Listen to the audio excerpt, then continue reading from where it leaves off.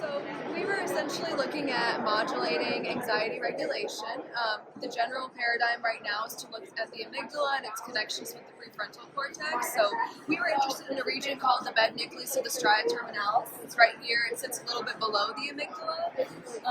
They're two separate kind of regions in the brain, but they're connected in a really interesting way. So we wanted to see if we could separate fear paradigms and anxiety paradigms and see what that led to and what activation happened in the brain. So how did you go about conducting your research? So we did a behavioral portion of the study and an fMRI portion. Both involved images of fearful faces and neutral faces, as well as screaming and neutral nature noises. And essentially in the fear trial, they knew that a scream was coming, they knew a fearful face was going to be coming, so that was that immediate, impactful fear portion of the study. And then the anxiety, they didn't know if it would be coming, so we would show either or. And then we, of course, had our neutral weight trials, which were just controls.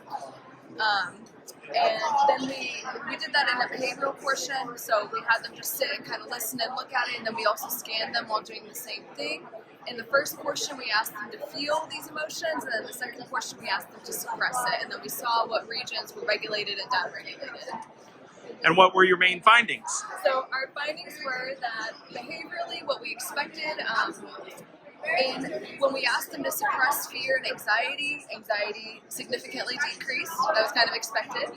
And then in terms of what lit up for fear, the basolateral amygdala as well as the central amygdala and the BNST all kind of lit up in the brain, but in anxiety it was mostly just the BNST. So that further reaffirmed our ideology that the BNST was more anxiety regulation, the amygdala was more fear.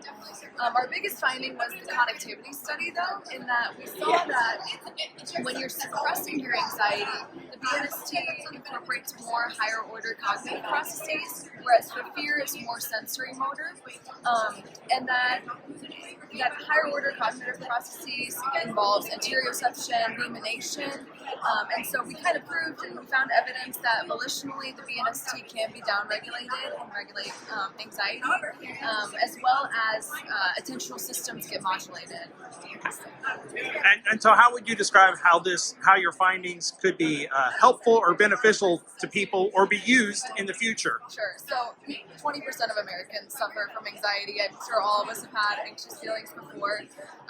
Of course, one of the biggest research areas for psychological disorders or anything of that nature is looking at pharmacology research, and so the BNST itself has a very complex neurochemical profile, and we can maybe do targeted drug therapies to target that region instead of just a general amygdala, whole brain processing type of thing, as well as looking at the impacts of therapies like CBT specifically on this region. This is a very novel study, so continuing this and seeing how active therapies actually play a role in this.